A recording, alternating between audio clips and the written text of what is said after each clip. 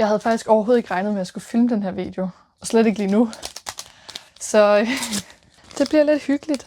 Jeg vil lave en te, så det kan du også gøre. Jeg tror egentlig bare, at jeg var nødt til at lave en video om min absolute yndlingsbøger i 2025 og sidde og snakke om dem.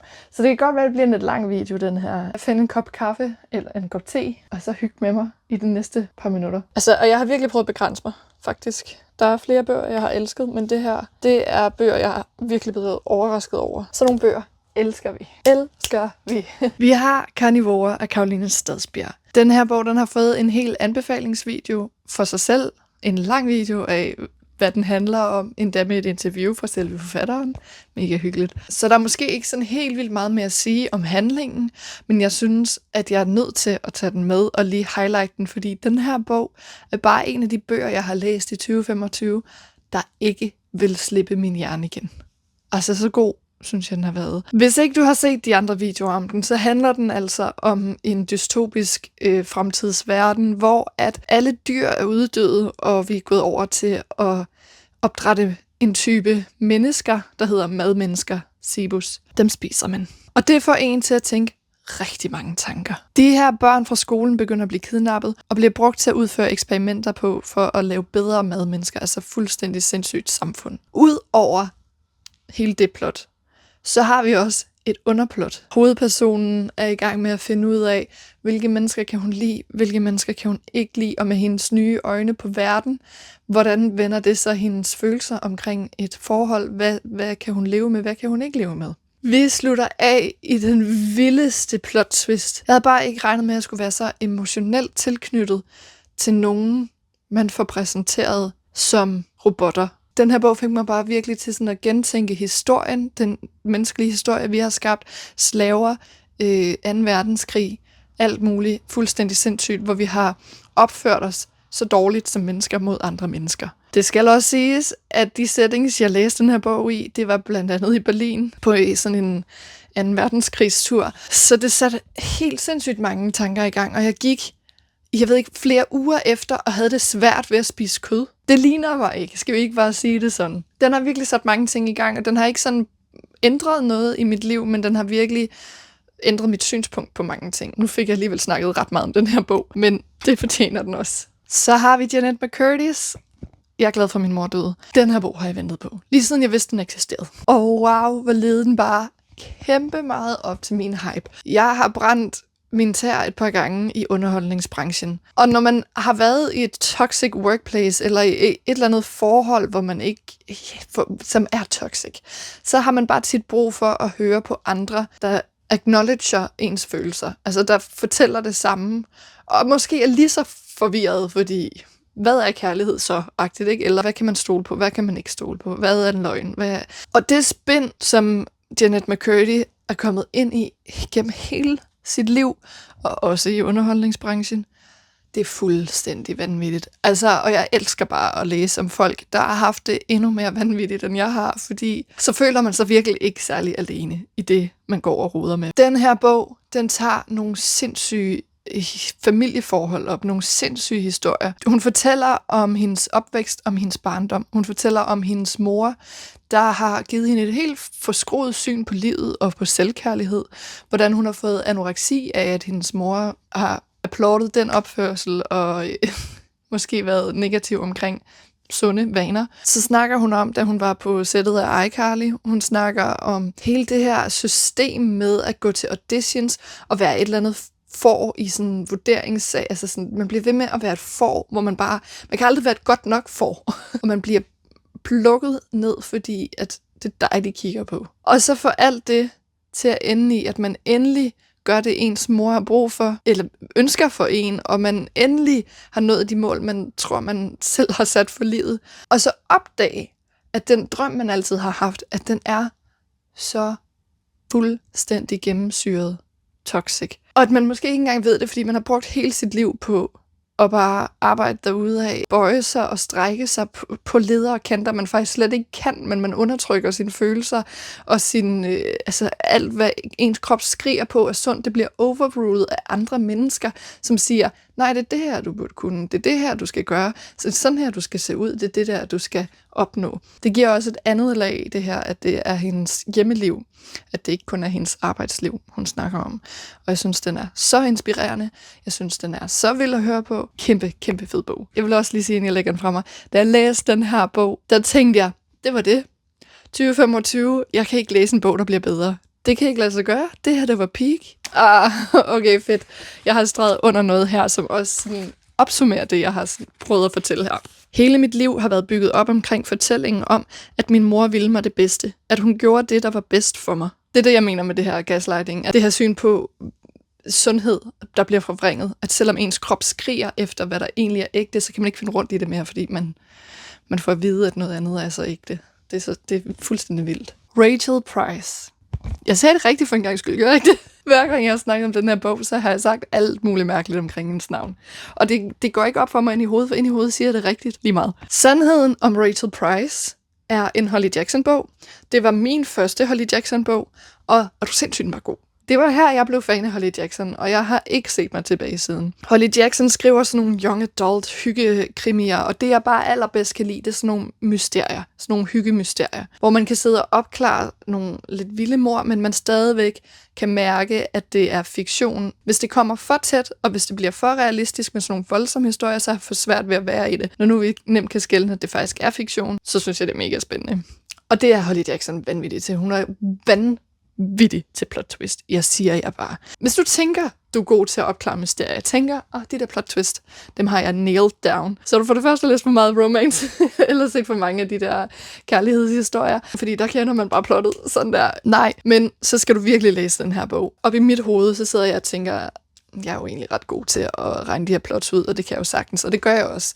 Tit omkring nogle plots, hvor andre sidder sådan, tænk, det vidste jeg slet ikke, og så er jeg sådan, selvfølgelig, fordi der var sådan det der. Denne her bog, den var bare sindssyg fra start til slut. Det handler om en kvinde, der er forsvundet, der hedder Rachel Price, og 18 år senere dukker hun pludselig op igen. Og da hun så dukker op, så tænker min hjerne, men så ved vi jo, hun ikke er død. Altså, hvad skal vi så mere vide? Men det var overhovedet ikke det. Og jeg skulle bare lige læse 1 eller 2 kapitler mere. Man følger hendes datter igennem alt det her, så det er så fedt at følge et perspektiv, som ikke ved, hvem hun skal stole på. Hun ved ikke, hvad der er sket med hendes mor. Hun ved ikke, hvad der sker med hendes far. Hun ved ikke, hvad der sker med hendes onkel. Der er så mange løgne i hele deres familie. Og vi bliver bare ved med at vende et blad og et blad og et blad og finde ud af, der bliver ved med at komme flere og flere ting på, som aldrig, ifølge mig, nogensinde bliver for meget, men forbliver sindssygt spændende. I den her bog, der sad jeg til sidste side, jeg sad og vendte siderne og vidste ikke, hvad der ville foregå. Der blev afsløret nye ting. Sådan der. Fuldstændig vanvittigt til sidst. Hvor man normalt sidder og tænker, ja, nu har jeg styr på det. Jeg havde seriøst ikke. Altså, da jeg vendte sidste side, var jeg sådan, hvad foregår der? Er det rigtigt? Kommer der mere? Hvad skal der ske nu? Var det her slutning? Var det den rigtige slutning? Altså, og virkelig den her, hvad skal der ske nu? Jeg kunne godt bruge en 2 af den her bog. Det kunne jeg virkelig godt. Den lever rent-free i mit kranie, og jeg er not mad about it. Den skal bare have lov til at bo deroppe for evigt. Ja tak. Det er pebermynte og lakridste. Det er meget lækkert.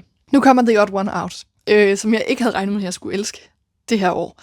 Overhovedet ikke havde regnet med, at jeg skulle elske, faktisk. Men den her bogserie har også bare været vanvittig. Selvom at det er en cutesy, ikke så meget sådan at tænke over, så har den virkelig alligevel sat sig fast. Det var den første sådan rigtig gode, godt udførte queer hele vejen igennem bog, hvor alt bare spillede og bare var sådan lækkert. Og det er jo en graphic novel, og det var egentlig derfor, jeg tænkte, det er nok ikke noget for mig, også fordi den er til et lidt yngre publikum.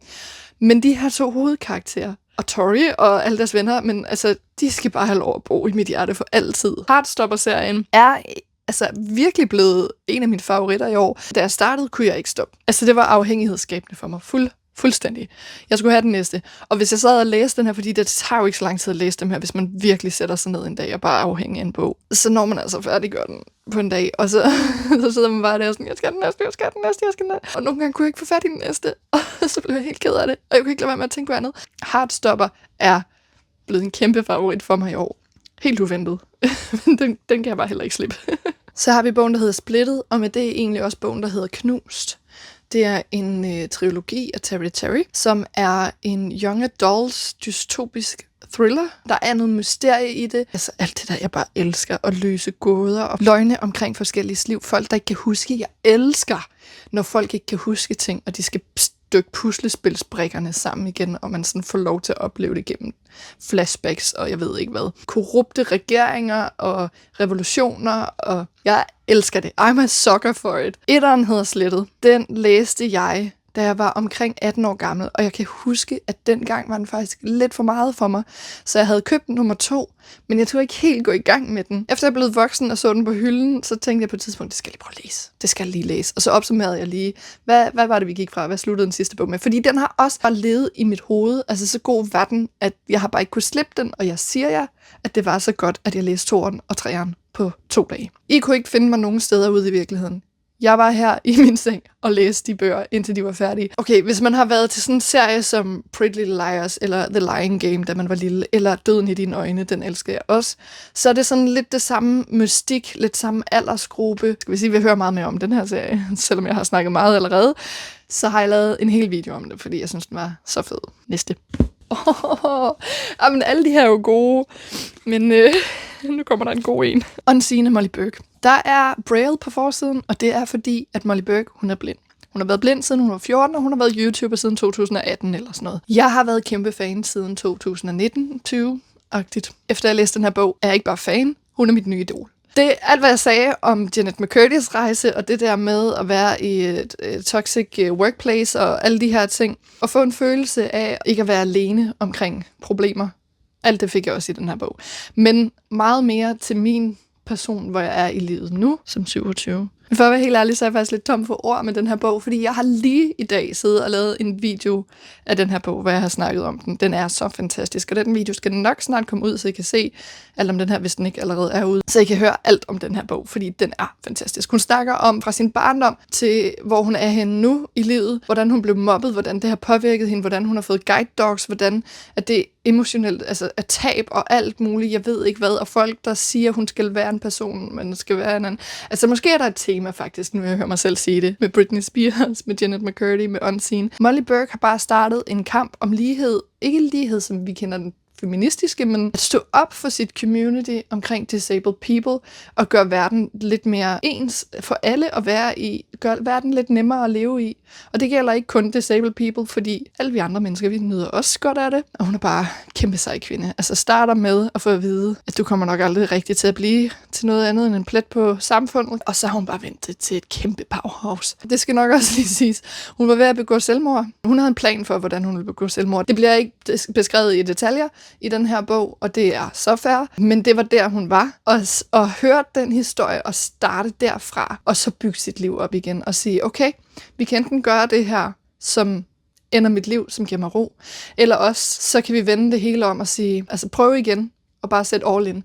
Og det har hun virkelig gjort. Og nu er hun blevet kæmpe karrierekvinde, kæmpe powerhouse, sidder til møder med alle de store make-up-industrier, laver talks hele verden rundt, har lige lavet en TED-talk. Hvem laver en TED-talk? Hvem får lov til det? Så inspireret af hende. Hun har vendt alt til det bedste, og jeg synes, hun er så sej. Hun er jo en, der holder taler, så hun er jo, siden hun var 3 år gammel.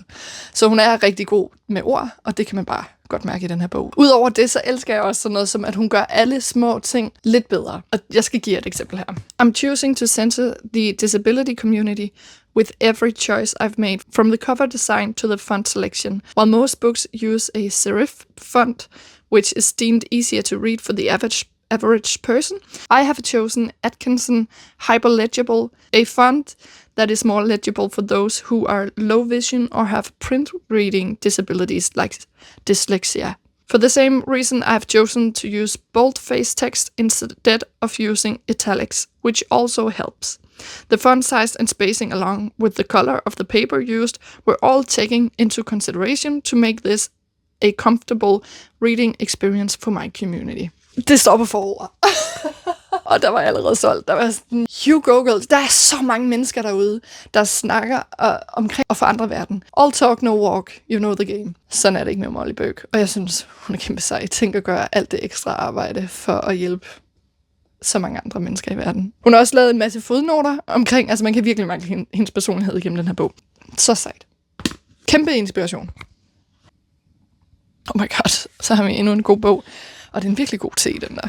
Okay. The Crimson Forest, Louise Damgaard. Jeg ved faktisk næsten ikke, hvad jeg skal sige om den her bog, så vild er jeg med den. Altså, kender I det? Normalt så kan man sige mange ting, hvis man er vild med en bog, men hvis man er rigtig vild med en bog, så ved man ikke, hvad man skal sige. Jeg var i gang med at læse en bog, jeg er ret sikker på, at kunne have været min yndlingsbog nogensinde, og var nødt til at lægge den til side for at læse den her bog. Da jeg var færdig med den her bog, så helt ærligt, sorry not sorry, så havde jeg det sådan, at ACOTAR-serien, du kan glemme det. Det her er mit nye, men den her bog, den slog altså etteren af ACOTAR-serien ud til siden. Det er bare noget til at sige. Og nu ved jeg godt, man skal ikke sammenligne bøger på den måde. Men jeg kan bare ikke lade være med den her bog. Fordi den rammer så mange af mine romantasy-drømme og mine romantasy-needs. Så jeg kan ikke lade være med sådan lidt at sammenligne den med det romantasy, jeg ellers har læst i år. Og hvis man gør det, så kan det andet bare faktisk ikke måle sig. Det er en fed bog, den her. Altså, og der kommer en toer lige om lidt. Har jeg fået at vide, at hun er i gang med at skrive en toer? Ja, det har jeg. Og den glæder jeg mig bare så meget til, fordi er der en bog, jeg glæder mig mere til end Fourth Wing, så er det toeren af den her. Det siger meget. Jeg ved ikke, om jeg kan beslutte mig, fordi hvis du er til romantasy, hvis du er til spice, magiske væsener, der også ser godt ud, magiske skove, magiske slotte, magiske... Hvad har vi? Vi har forskellige lande. Vi har noget ørkenland, vi har noget vandland. Hvad jeg forestiller mig er sådan lidt Atlantis, bare større og flottere. Meget af hovedhistorien foregår i den her sindssygt flotte magiske skov, og jeg elsker træer. Du til alt sådan noget, og så samtidig en female hovedkarakter, der bare sparker røv. Og igen, okay. Der var den her bog måske også rammer lige plet for mig, det er jeg jo har fundet ud af. Jeg er glad for bøger, hvor der er krise omkring ens egen identitet, og hvor folk de har glemt, hvad det var, der skete engang. Og hvad historien egentlig er. Vi starter bare den her bog så sindssygt med en karakter, der bare styrter gennem skoven og bare løber, og man kan bare mærke alt på kroppen. Man mærker det med karakteren. Man kan mærke alt på kroppen, siger bare, flygt. Alt er farligt. Jeg skal bare væk. Og hun ved ikke hvorfor. Hele hendes hukommelse er slettet. Hun ved ikke, hvad hun er. Hun ved ikke, hvem hun er. Hun ved ikke, hvor hun er. Hun ved ikke, hvorfor hun er der. Og det elsker jeg. Kan det blive bedre, når vi har alt det gode romantasy i en bog, og så samtidig har et mysterie, hvor hun ikke ved, hvem hun er, og vi selv kan få lov til at lægge puslespilsbrikkerne og finde ud af, hvem vi stoler på, hvem vi ikke stoler på. Og den helt klassiske enemies to lovers. Oh my god, jeg skal bare bede om mere. Det er nu. Det er i hvert fald også en bog, der skal på din TBR, det siger jeg bare.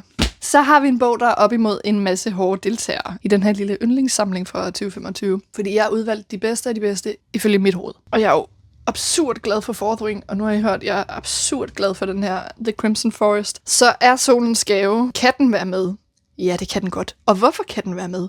Fordi Solens Gave er noget helt andet. Solens Gave er unik, den er original. Jeg føler, jeg har snakket så meget om den her bog, fordi den er lige blevet udgivet af Maren Lemp. Sindssygt flot. Den bliver ved med at være på bestsellerlisterne i Bog og ID. Sindssygt flot. Jeg har lavet en video om, da jeg åbnede den, og var helt i chok over, hvor fantastisk coveret er. Det ved jeg ikke, om I kan se, men den er flot. Udover det, så har jeg allerede lagt en video ud, hvor jeg nævner, at jeg også har læst den her bog i 2025, og det ikke var meningen, fordi at jeg skulle have læst den.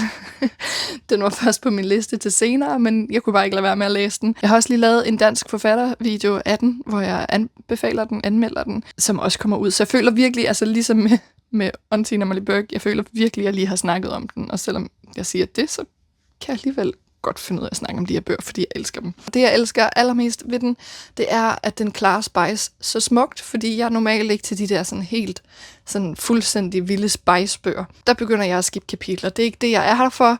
Jeg kan godt lide det, når nu det giver mening. Men hvis vi snakker om Iron Flame, bog nummer 2 i den der Fourth Wing-serie, der var altså et par scener, der blev skippet der for mig. Og den her bog, altså den balancerer det bare så godt. Vi har alt romantikken, vi har al spændingen og kærligheden og på skift af køn. Alt, hvad man har brug for, uden at det bliver for meget, eller uden at det bliver for presserende, eller uden at det er det, der bærer noget som helst. Det giver mening for fortællingen. Og der er så mange lag i den her bog. Der er politiske lag, der er følelsesmæssige lag, der er romance, der er fantasy, der er det hele.